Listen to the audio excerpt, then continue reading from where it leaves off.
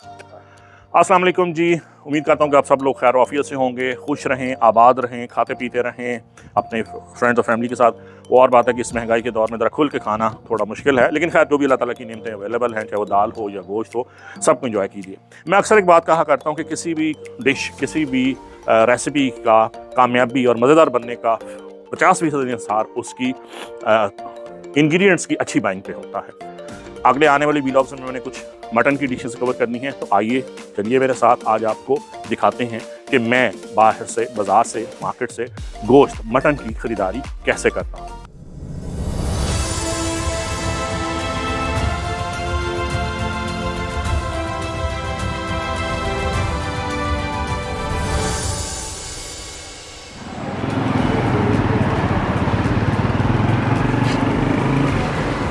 आज इरादा बना है कुछ निहारी, कुछ पुलाव की रेसिपी आगे 1-2 दिनों में बनाने का।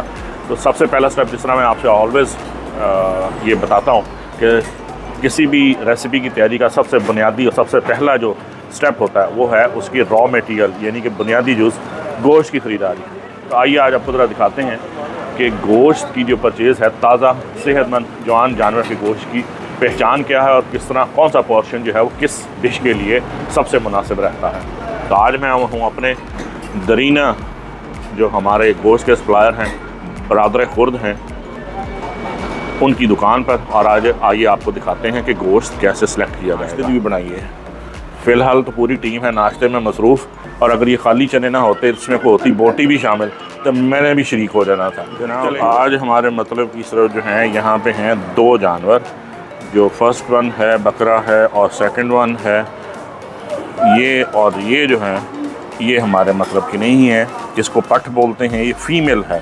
लाजमी बात है कि इसकी पहचान आपको जो है वो आपको पूरों की मदद से कर ही सकते हैं, इतनी पहचान तो हर बायर को होती है।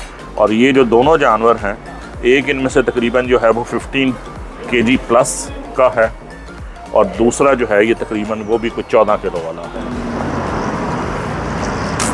ये जो क्यूट सा जानवर आपको नज़र आ रहा है, इसको बोलते हैं कट्टा, भैंस का बच्चा, जिसके लिए मैं हमेशा आपसे इंसिस्ट करता हूँ कि जब आपने बीफ की कोई भी डिश बनानी हो तो आप कट्टे का गोश्त लें। जी, तो साथ हैं जी मेरे छोटे भाई, मेरे बच्चों की तरह कैसर साहब। आज कैसर भाई से हम पूछेंगे कि कैसर भाई, ये जो आप इतने मज़े का हमें गोश्त खिलाते हैं, ये जानवर आप किस तरह सिलेक्शन करते हैं, कौन सी मंडियाँ करते हैं, किस इलाके का जानवर होता है, इसकी सिलेक्शन आप ज़रा तफसील बताइए कैसे करते हैं। जनाब ये जो जानवर है ना, ये रियासत वाली साइड का है, मुल्तान, बावलपुर, लोधरा, यजमान, ये उस साइड की जो मंडियाँ है। अच्छा। जो साहिवाल से इधर की मंडियाँ है, उनका जानवर जो है वो कच्चा है।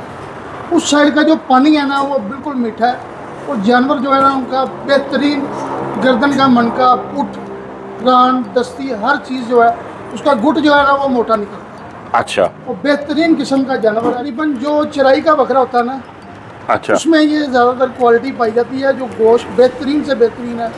आजकल जो फीड का गोश्त चला हुआ है उसमें वो जायका नहीं है। हाँ, यानी इन इलाकों के गोश्त में जो है मतलब जो वही फ़र्क होता है कि ऑर्गेनिक फूड जिसको खिलाया जाए, यानी कि देसी बिल्कुल घास पे और नेचुरल चार के पत्ते और खेतों से पानी पीना, खुद खाना, तो वो देसी मुर्ग और ब्रायलर मुर्ग वाला ही फ़र्क हो जाएगा मेरा।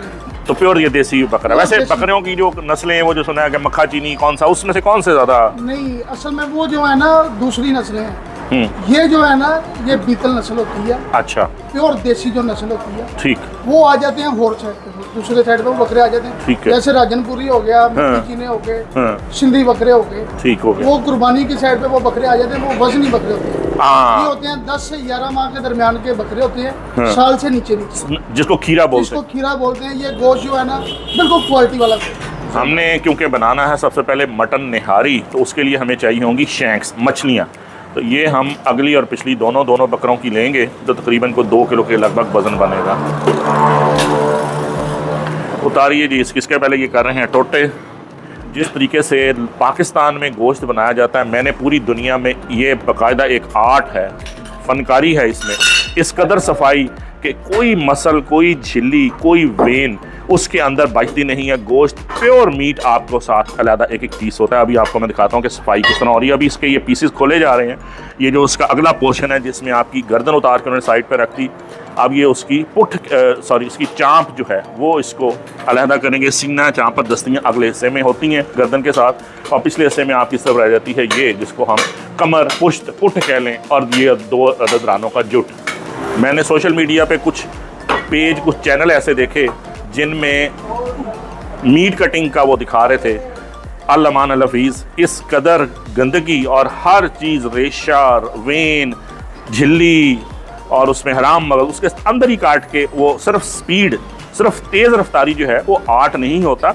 असल आर्ट है कि गोश्त को बनाया कैसे जाता है, उसकी सफाई कैसे की जाती है, कि आप गोश्त की लज्जत आधी रह जाए अगर गोश्त किरची हुआ हो, उसमें झिल्ली हो, उसमें पल्ला हो, उसमें चर्बी जो है वो अलग से उसको ना की गई। एक होता है रोगन और एक होती है प्योर सिर्फ चर्बी, वो जो कि आपके छिछड़ा होता है।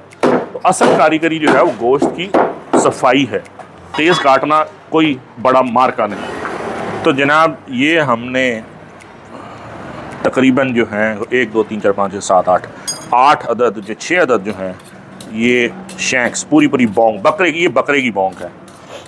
4 ये अगली हैं और ये 2 जो है ये पिछली रान का जो होता है, ये उतरवा लिया। और इसकी अब सफाई करेंगे हमारे क्यूब से चाचा जी, और इसको हम सालम रखेंगे क्योंकि हमने बनानी है निहारी। तो हम इसके पीस बनवाएंगे बड़े, तकरीबन कोई 200 150 से 200 ग्राम के। और ये उतार दीजिएगा साथ से, ये सारी पतली बोटी उतार दीजिएगा। ये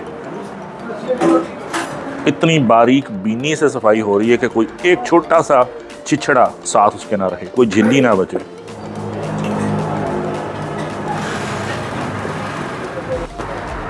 ये जनाब दस्ती, शोल्डर बकरे का साफ शुदा। अब इसमें देखिए कि इसमें से पतली बोटी और इसमें से झिल्ली, इसमें से छिछड़ा कोई नहीं, ये गर्दन के पीस हैं। और पुलाव के लिए जो है वो जब तक पुलाव में सीने का गोश्त शामिल ना हो, हमारे बुज़ुर्ग फरमाया करते थे कि पुत्र लियावी सीना चावे लग जाए मीना, यानी कि उसकी इम्पोर्टेंस ये करता है। ये वो गोश्त है जिसमें सबसे ज़्यादा बकरे में गोश्त के इस हिस्से में लज्जत है, क्योंकि इसमें फ़ैट कंटेंट जो है वो दूसरों की निस्बत ज़्यादा होता है। कुछ चीज़ें ऐसी हैं जिसमें आपका फ़ैट कंटेंट मुचरब होना लाजमी है। अगर आपने पुलाव, रवायती पुलाव पकाना है तो सीना का पोर्शन, ये पोर्शन जो है इसको पंजाबी में या लोकल ज़बान में गनेरी बोलते हैं, ये होना लाजमी है। तो गर्दन, ये जो पोर्शन है बकरे के अगला हिस्सा, ये जानवर का सबसे टेंडर, सबसे सॉफ्ट, नरम ये हिस्से होते हैं। गर्दन, दस्ती और सीना किसके लिए? चावलों के लिए। दस्ती हम यूज़ करेंगे कि इसकी यखनी बहुत अच्छी निकलेगी, इसमें से इसको फ़ैट कंटेंट, चर्बी मिलेगी, और जूस जो है वो गर्दन की हड्डियों में से निकलेगा। पीस आपने इतना साइजेबल रखना है कि आपका यखनी निकलने के बाद वो पीछे टूटे ना चावलों में। तकरीबन कोई 60 से 70 ग्राम, 80 ग्राम का एक पीस है, बल्कि कुछ थोड़ा सा बड़ा करके 100 ग्राम भी हो सकता है। ये गर्दन बन गई है। आए जी आप दस्ती को बनाइए पहले।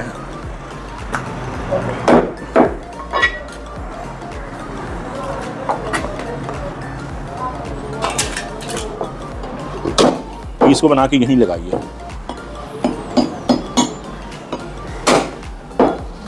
यहाँ लगाते हैं। गुट को सट लगाया अगर मैंने देखा होगा।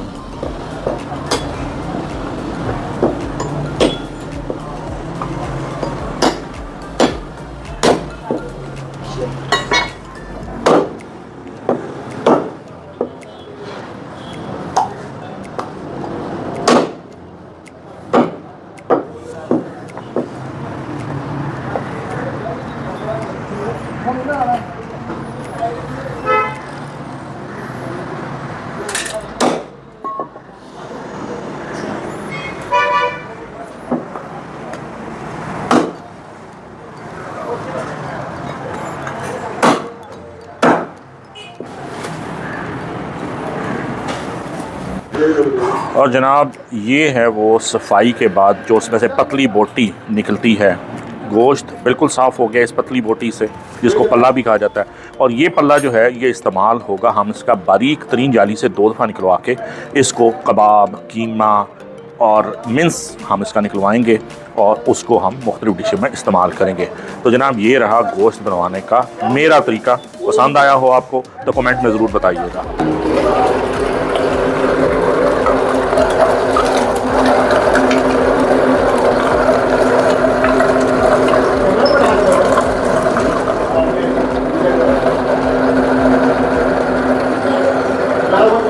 बारीक जाली लगवा के इसको दूसरी दफ़ा निकलवाया जा रहा है, ताकि इसका रेशा कबाबों के लिए आपने जब भी कीमा निकलवाना है बारीक जाली पे 2 दफ़ा इसे पिसवाना है। अब देखिए आधी से ज़्यादा जो है ग्रिप और जो उसका रेशा है वो कीमे का यही बन चुका है। जो लोग कहते हैं कि हमारा कबाब जो है वो सलाख पे, सीख कबाब पे, सीख पे टिकता नहीं, उसकी वजह ये होती है कि कीमा बारीक नहीं पिसा, 2 दफ़ा नहीं निकला हुआ। वन ऑफ द रीज़न ये भी। तो जनाब कबाबों के लिए आ गया कीमा, मटन आ गया पुलाव के लिए या कोरमे के लिए, और ये निहारी के लिए हमारी आ गई शैंक्स।